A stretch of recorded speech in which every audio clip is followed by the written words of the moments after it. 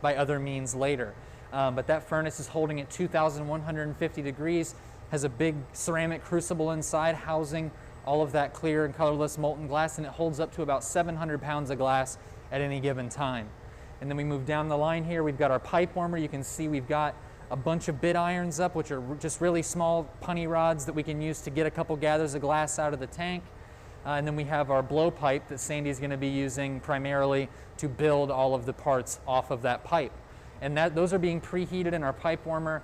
The ends are being preheated to about 900 degrees in order for that glass to adhere to the end of the pipe and twist up on it. And then our last piece of equipment here is our reheating chamber. And this reheating chamber is at 2,150 degrees, very similar to our furnace. And this is just a big drum of fire that we use to reheat the glass, as the name implies, because our working temperature or our working time at that temperature is not that long. We have about 30 to 45 seconds initially, and that time decreases throughout the process. So we'll be moving back and forth between the bench and the reheating chamber throughout this process to complete it. So with all that being said, we can go ahead and jump right into it. Sandy's going to go ahead and grab his pipe and get started. So we know that that pipe is ready and preheated when the end is glowing a nice cherry red. So Sandy goes in the pot, twists 365 degrees a couple times, swirls that glass up on the pipe, and he gets his initial gather of material. And that gather of material is primarily to coat the head of the pipe. He could introduce a bubble into this. He may, but we'll see what he decides to do. But he can continually take gathers of glass out of that tank to get the desired mass that he needs. Glass blowing is kind of similar in the same vein as candle making, where if you want to make a candle, you have to continuously dip the wick into the wax to allow that wax to cool down to get more every time. If we go in right away and it's still hot, we're just going to lose all of that mass that we're trying to get. So we kind of have to let that layer, that previous layer, stiffen up a bit before we take our final gather. So Sandy's got a good amount of material here off of the pipe, and we have a wide array of colors here on our Marver, a bunch of different jewel tones to make all of the different shaped mattresses. So the Princess and the Pea, that is a story that I haven't heard in a long time, so I can do a quick recap of the story. So the story of the Princess and the Pea is about a prince who's looking for his true love. He's looking for a princess. And he's gone through a lot of different princesses trying to find the one that's right for him. Either they don't have the right table manners or they're just not his type. Until one day, a princess appears during a rainstorm to take refuge in their castle. And she's just looking for a place to stay. And she claims to be a princess, so he decides, well, I'm going to test her. Only a true princess would be able to feel something underneath the mattress, the sensitivity to be a princess. So they placed one single pea under 20, 30 mattresses, and she goes to sleep that night. When she wakes up the next morning, she says she got a restless night of sleep because she felt something underneath the mattresses, all the way underneath. And then they decide, wow, she could actually feel the pea, and she proves it with a bruise on her back from feeling that pea underneath all of the mattresses. So it's a time for celebration. The prince and the princess get married, and then the pea is put into a museum. So I just find that story pretty funny. It's a classic story I haven't heard in a very long time. So now that Sandy has all of that material off the end of the pipe that he needs, he has all of that glass distributed where he needs it to, he's introducing the bubble. So to do that, he blows into the blowpipe and caps the end with his thumb. And he's introducing a little bit more air into it now. He's got his bubble started. But essentially how that works is because that glass is in between a liquid and a solid state, it's very malleable. So the only way that air can move once that air is being introduced to the pipe is into that molten material. We can see we have a tiny little bubble he blew and capped into it, and we can see that bubble expanding nicely. Awesome. So now that we have our bubble, Sandy's going to take a moment to shape it up and get it into a kind of a Q-tip shape. That's a very important shape for gathering more material out of the furnace. We need it to have a lot of structural integrity to withstand the temperature inside that furnace. We want to keep our bubble nice and squat. We don't want anything to get too long, because then it just gets more difficult to control.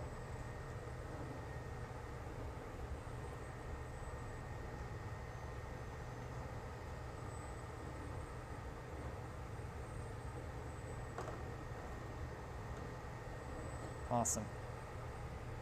So we've got our bubble introduced, we've got it nice and structurally stable, it's cooled down, so they're going to take that final gather on top of this.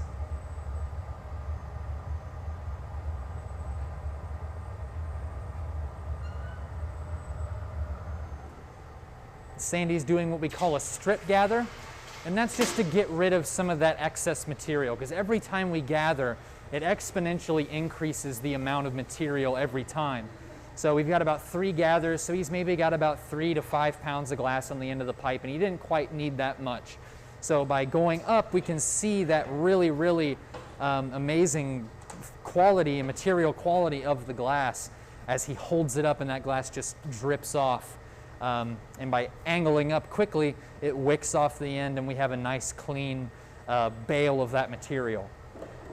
So utilizing that blocking tool, I'm sure a lot of you watching are familiar with, a tool used to rapidly get the glass into this specific shape, rolling back and forth on the rails of the bench. That water that's soaked up into that wooden block is evaporating, creating a layer of steam that's simultaneously cooling the glass and preventing the wood from burning. Now that we have that skimmed up, we have that layer of cool glass on the very outside, Sandy goes into the reheating chamber to even out all of the different layers of glass.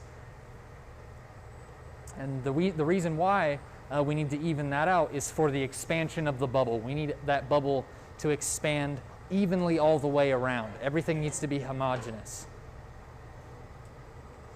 So before we do any more expanding of the bubble, we come back, put a quick skin on the surface of the glass, and that core is still retaining a lot of that heat, so that bubble is really going to expand nicely.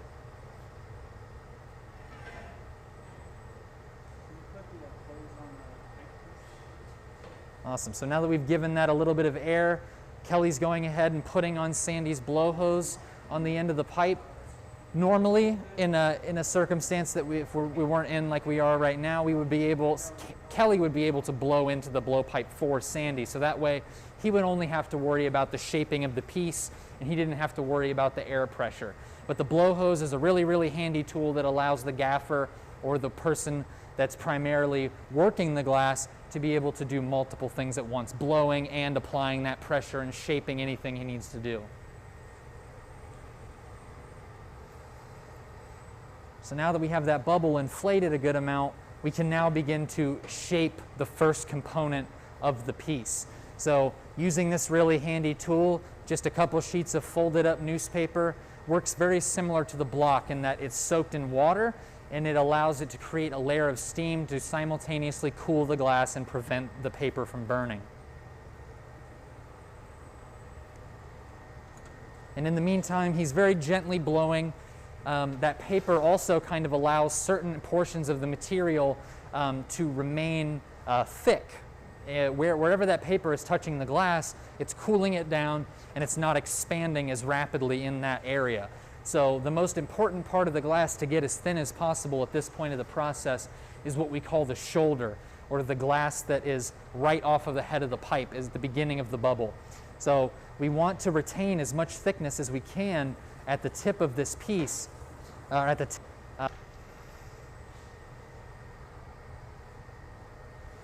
So now that we have this bubble blown out, we're going to apply some color using powdered glass, which is a pretty cool way to introduce color into the glass. Glass powder is literally just that. It is glass powder. It is glass that has been pulverized into a fine talc. And we can use this to colorize the glass and give it an even colorization without the use of bar color. And I apologize, we have to do this off screen because glass powder is not very good to breathe in, so we have a downdraft table that we use to prevent any particulate getting in the air. So Kelly is using a sifter to sprinkle that color on. We can probably swivel the camera here and take a better look.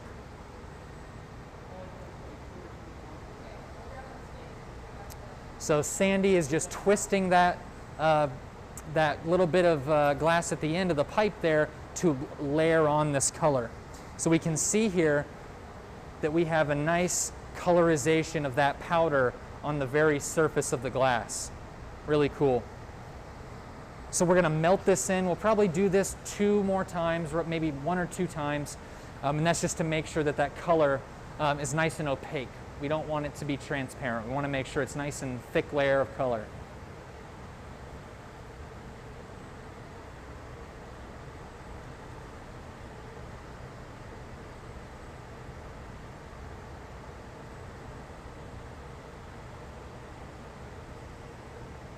Oh, and also, if anybody has any questions throughout the process, please feel free to type them out in the chat. We'd be happy to answer any questions or comments you might have. So they're going on and applying another layer of powder onto the surface of the glass.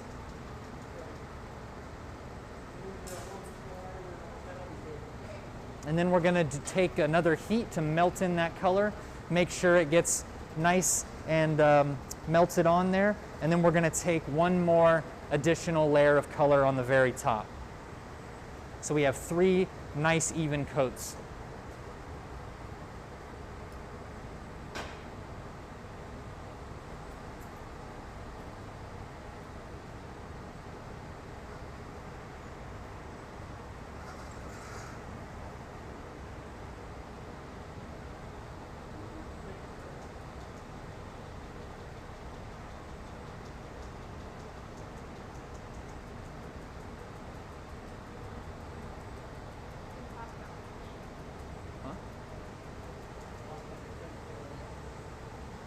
Awesome. So now that we have that 3rd layer on there, we're going to go ahead, melt that color in, and then we're going to take the final shape of the pea. So we do kind of have a spherical form here. As Sandy was heating and melting in that color, it did kind of deform a little bit, but that's normal. When we're blowing glass, we kind of constantly have to be turning that pipe. And centrifugal force plays a big part in what we do in the glass blowing practice. So as he's turning in that heat, the form is kind of squatting itself up naturally. So by angling downward inside that reheating chamber a little bit, that's kind of stretching it back out, getting it into that more rounded shape. And then we're going to be adding in the constriction line, or the weak point, that we're going to use to break the piece off later on in the process when we're done with the piece.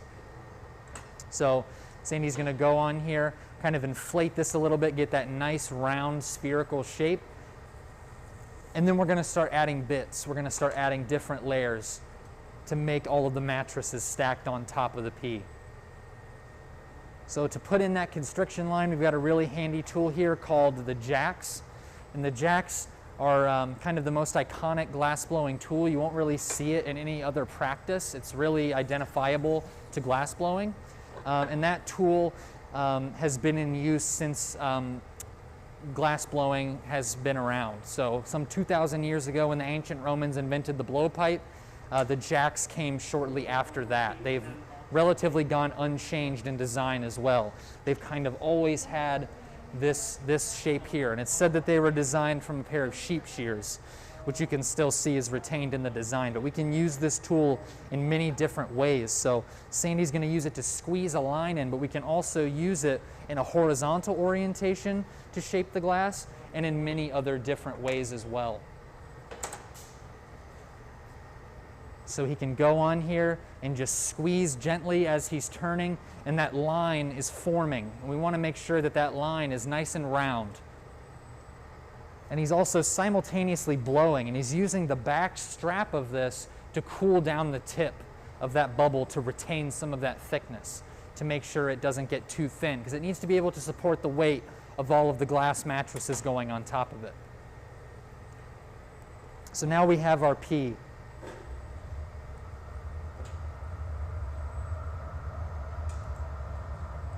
And now that we have this shaped up, Sandy has cued Kelly to go ahead and start gathering up glass to add on all of the separate bits. And we've got all these different colors here in frit form, just different gem tones and other things like that that we can utilize to make all these different layers of mattresses. So frit is similar to powder, but it is not as finely ground up like into a talc. It's more like a just small chunks of glass that we can use to just colorize and give it more of a speckled appearance. So while Kelly is preparing all of these bits, it's giving Sandy time to allow his bubble or the pea to cool down to where it has enough structural integrity to take all of these different bits that we're going to be adding on. So you'll see Sandy get up from the bench and go into the furnace here for just brief periods of time, and that's what we call a flash. And a flash is just to maintain temperature. The glass that we're working with is a soda lime glass, so it is very, very susceptible to thermal shock. So we can never allow it to get below, I would say, roughly 900 degrees. Otherwise, it gets a little bit too cold and the glass is beginning to contract. The glass does have a shrink rate. It shrinks and expands. So if it shrinks quicker on the surface, it's squeezing in on itself, squeezing and pushing out. And the only way that that stress can be alleviated is by the glass cracking or shattering. So he's maintaining a certain level of temperature. Tighten the backside. Make it like a colored. I have a comment. Yeah. We have a guest that said Sandy is an awesome worker. Yes, he is. What? Sandy is an awesome worker. Okay. That was He's one of doing our good. comments we got. Yes, there may or may not be people watching right now. Yes, he's great. Oh boy, the bull's sweating. He's killing it. Oh boy. Yeah, and then as hot as you can get it, just bring it over to me. So what's really nice about having Kelly assisting Sandy here is that we can, she can be bringing him multiple bits. We have a good communication happening between the two of them. She's got her bit ready, and now she's just boosting in the heat, making sure that it's hot enough to layer over the top of the pea there, and that way it can cut free nicely. So she presents the bit, stops turning, Sandy brings it, attaches it, lifts up to thin that glass out, and he uses his diamond shears to cut that away. So now we have one bit of glass added on to the top. Cool. And I really, really like this rendition that Sandy's making of this piece. You know, because in the fairy tale it's implied that it is a normal sized pea. I find it absolutely hilarious that it is a gigantic pea underneath all of these mattresses. I think that's really great. So now that we have this really, really hot layer of glass on top of the pea here, Sandy's using a really handy tool called a taglio, and it is a metal paddle. It's a steel paddle, and it's really, really handy for freezing up and shaping molten glass that's really, really hot, because it immediately pulls the heat.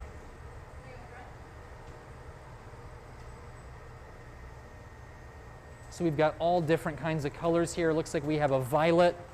We have a nice opaque red. I'm assuming that's a nice Christmas red. We have a beautiful blue. And then it looks like we also have like a darker purple here. So all these gem tones are just going to be layered on top of one another. And it's just going to give the illusion of all the different types of mattresses layered on top.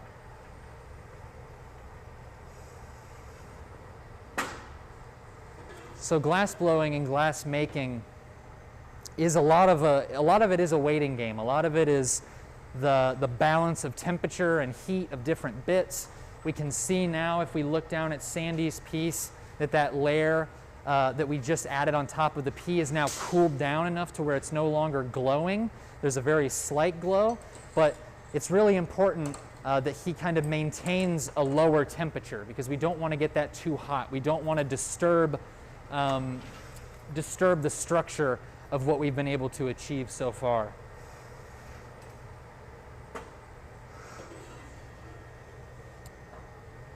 So Kelly here is using this marvering table to pull all of that glass, because we want to get as much of that glass off of the pipe as possible, because any bit of that glass that's connected to the pipe or on the pipe is unusable. So we need to get as much of it off as possible. So now that she's peeled some of that material off of the pipe, she's making sure that everything is nice and warmed up. Brings it over. And we can see that glass just drip off of the pipe. And Sandy pulls up a little bit and cuts that free using his diamonds. Awesome.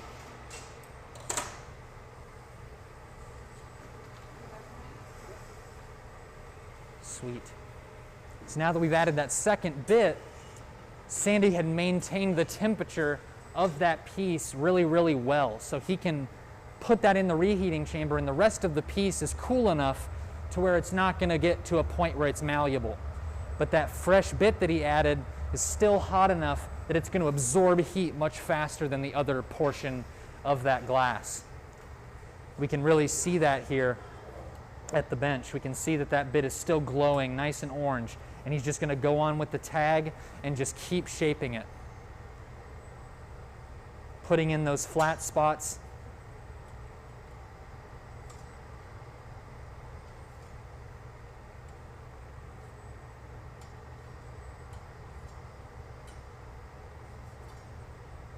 Awesome.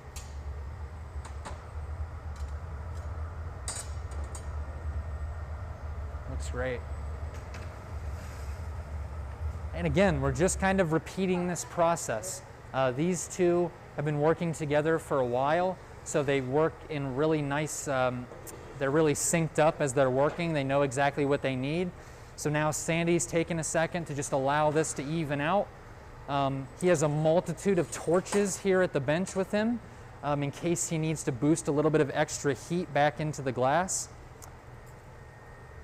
But he's done a really, really good job of maintaining that temperature in that hollow form of the pea.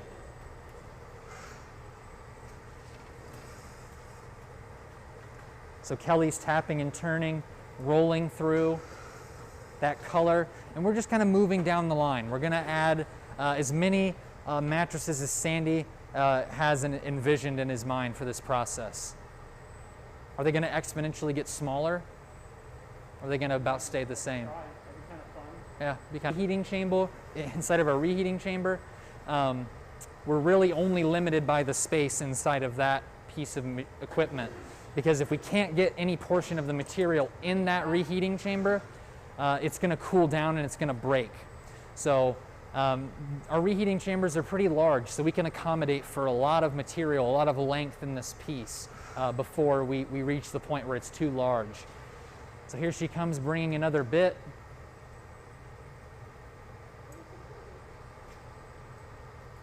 And that draw up is really important. You can see Sandy stick it and then lift upward.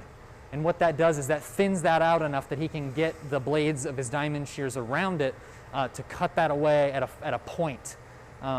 They're a lot different than regular shears. Say we have here some regular shears that cut straight. The diamonds here are really, really handy because we're working in the round, so we can cut at a point here. So that's really, really handy for something like this.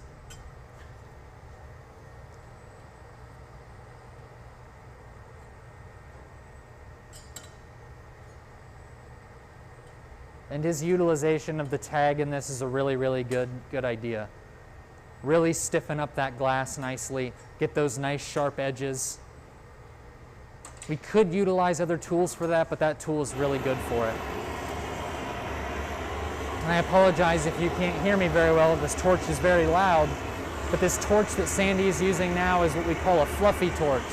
And it gives a nice broad heat to that entire back of the piece, because that back of the piece that's attached to the pipe is the last thing in the heat and the first thing out. So it's going to always be the coldest portion of the glass.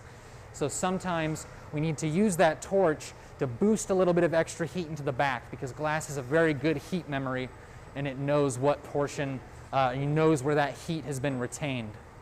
So he's just kind of adding a little bit of extra heat into the back of the piece.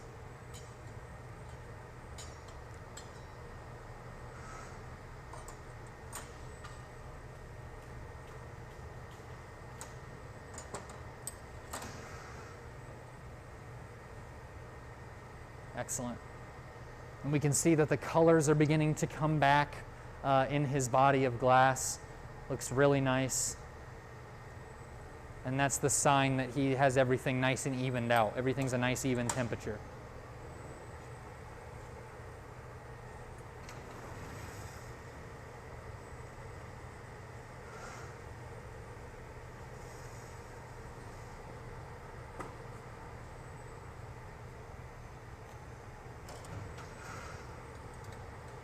All right, so he's going to get ready to take another bit. He gets everything lined up.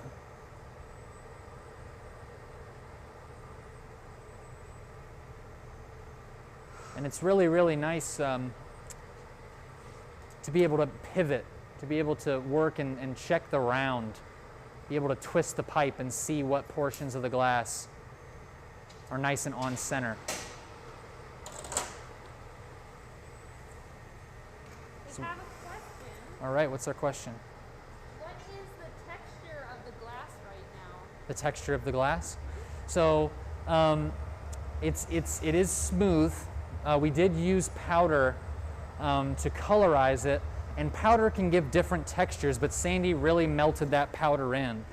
The consistency of the glass is different throughout the piece at this point. That bit that was just added is like a taffy at this point, but the rest of the piece is cold enough to where it is rigid. It is glass-like at this point. It is more of a solid state, and we can tell that by the color.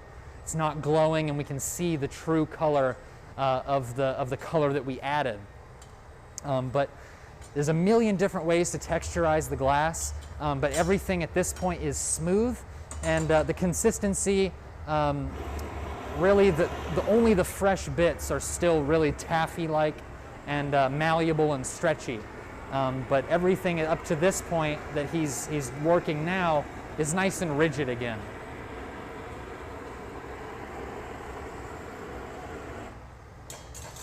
Which is exactly what we want. We want the rigidity to have that structure to withstand the weight of adding all of these extra bits, because that P is hollow, so it is a little bit thinner. It's not a solid mass of glass like all of the bits that we're adding on right now. So there's a lot of weight off of the end of this bubble, but glass is a very, very strong substance. A lot of people, you know,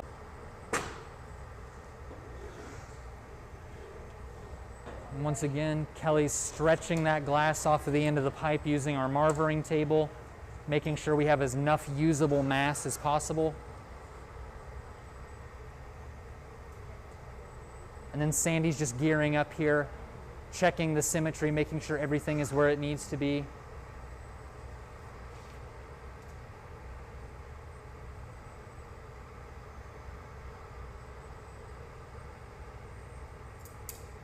Awesome.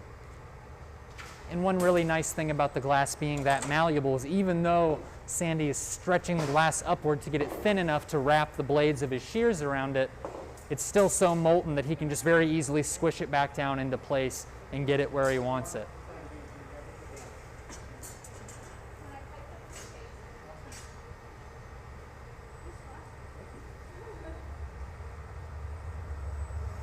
This is looking great.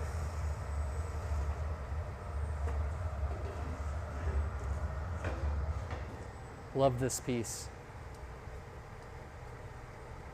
And then once again, using that tag to flatten, give it nice sharp edges.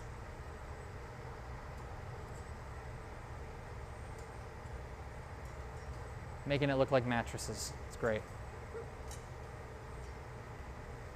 Awesome.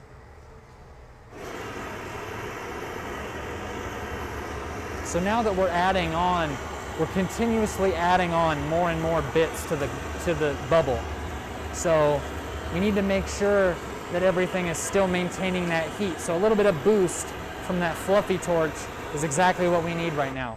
Heat everything up nicely, and then take some more flashes. Make sure everything is nice and even and everything is good to go. How many more bits are you thinking, Sandy?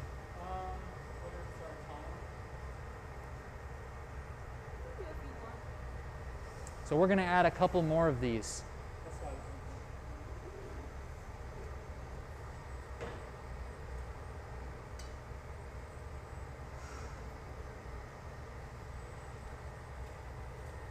So we have all of these different colors that we're utilizing over here.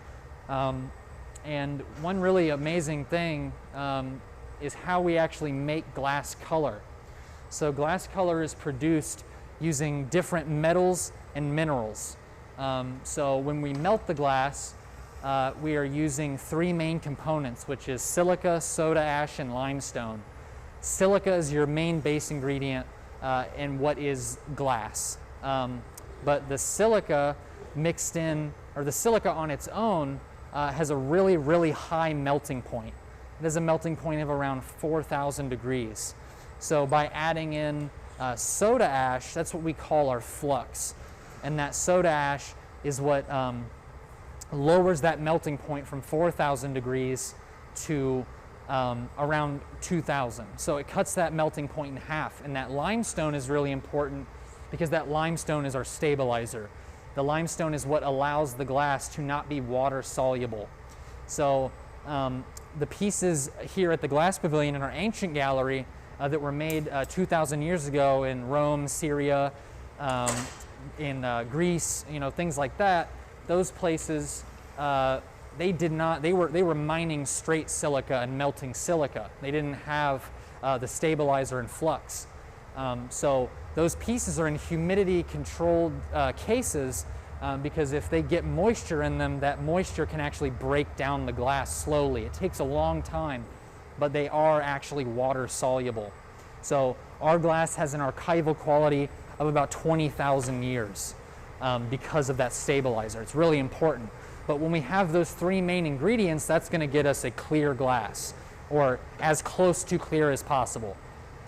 The truest clear glass, optically clear, is lead crystal because of that lead. Lead is what makes the glass as optically clear as it can get. Our glass here has a slight green tinge to it.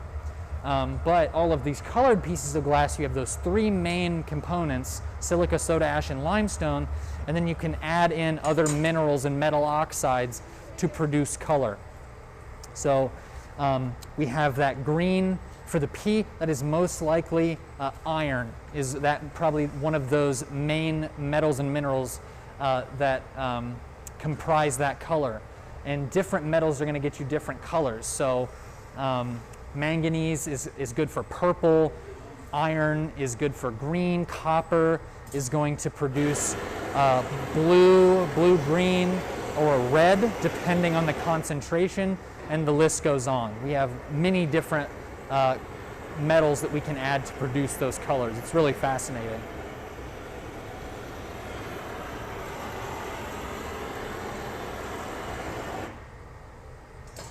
And once again, if anybody has any questions, feel free to type them out in the comments. Happy to answer any questions anybody might have.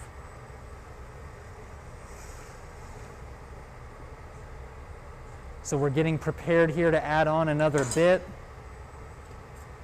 And it's really nice because we're just cycling through the colors. We're just making sure that we have different colors layered throughout to give it that nice texture, to give it that nice appearance of layers.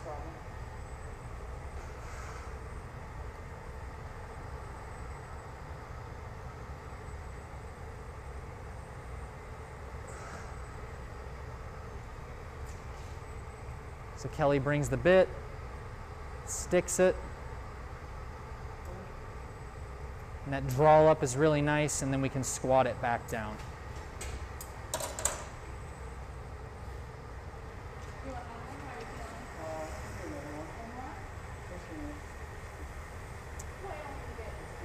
So we're going to add one more. Sandy just said that we're pushing it, so we're getting a little bit far into our reheating chamber. I don't know exactly off the top of my head how deep our reheating chamber is, but we have a finite amount of room, basically. Like I said before, we're only limited to the capacity at which our reheating chamber can fill. So they're going to bring one more bit, and then it's just going to be a game of stabilizing, making sure that everything is a nice even temperature, which for a piece like this is a little bit difficult because we have so many layers of solid glass and we have a hollow piece. So everything needs to be nice and even.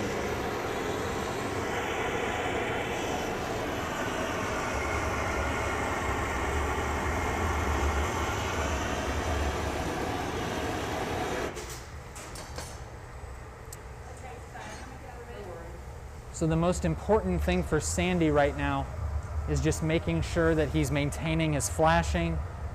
That bubble, the P, is going to be the part that's going to heat up the fastest, obviously because it's a thin bubble. So he's going to have to be flashing those solid bits a good amount just to make sure that everything is nice and even while he's flashing.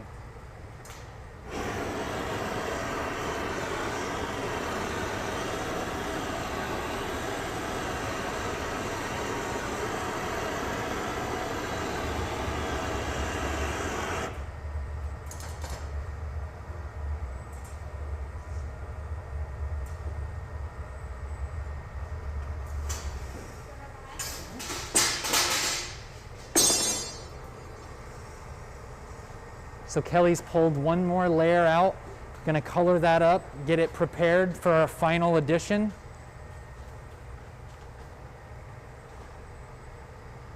And then we're going to work on getting it off the pipe. We're going to prepare to flash down, and that's going to give Kelly time to suit up.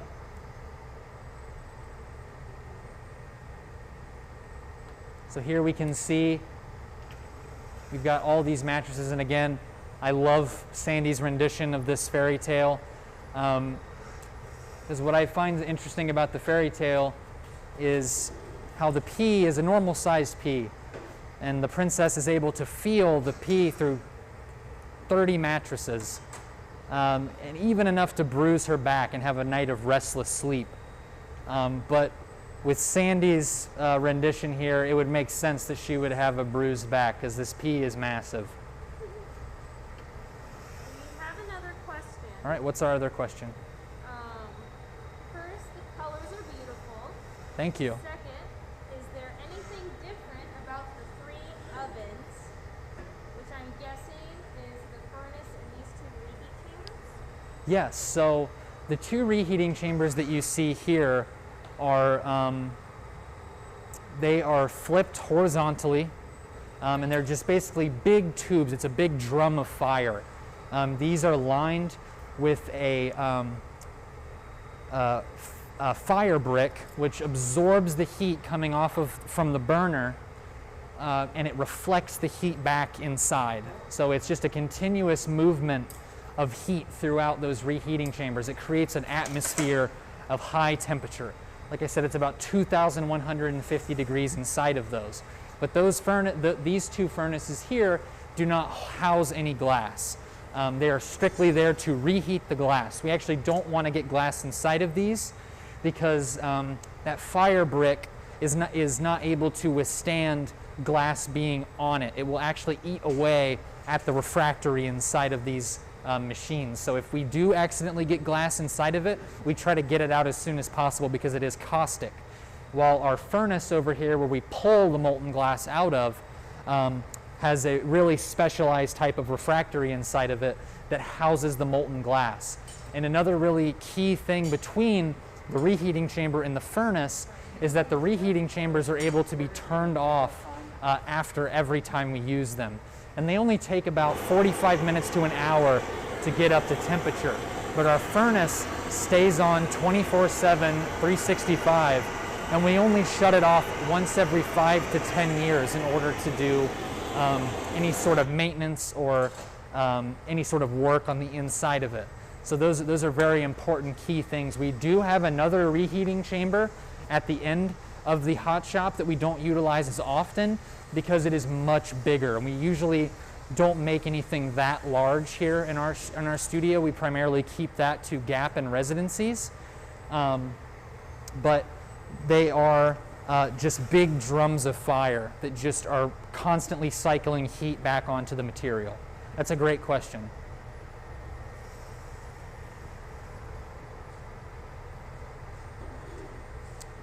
Awesome, so we've got all of our layers of mattresses here. We can still see a little bit of glow inside the most recent mattress, but that's normal because that was the freshest bit that was added onto the sculpture. So Sandy now is just playing the game of evening out the temperature, making sure that everything is nice and homogeneous. Again, that bubble is much thinner. It's going to get hotter it's going to get hotter much quicker, and it's going to lose its heat a lot quicker. all of those bits that were added, all of the mattresses are solid glass, and they are going to hold their heat much longer than that bubble. So by utilizing that fluffy torch, he's able to distribute and boost heat into certain areas of the sculpture. And he's just going to go on here with his jacks just to really reinforce that constriction line so we have a nice clean break off and separation from our blowpipe.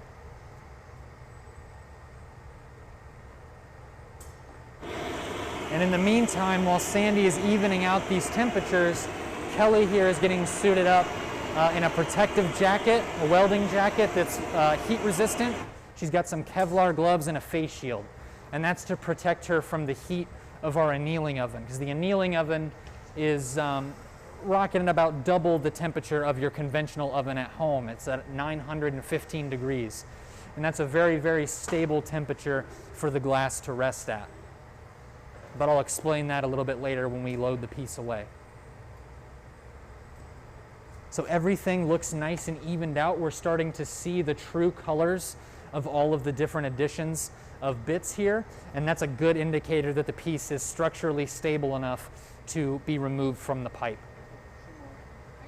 And Kelly has preheated the gloves because we can actually shock the glass if the gloves are cold. So giving them a little heat in front of the reheating chamber is exactly what we need, nice and round.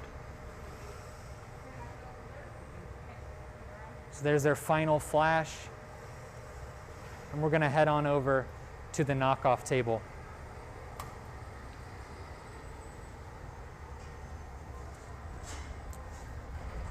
So all it takes to remove a piece from the pipe is just a little bit of cold water. That glass is at a temperature where it's stable, but it's still really hot. So that cold water is going to thermally shock the glass. And all it takes is just a light vibration, maybe with the metal rod.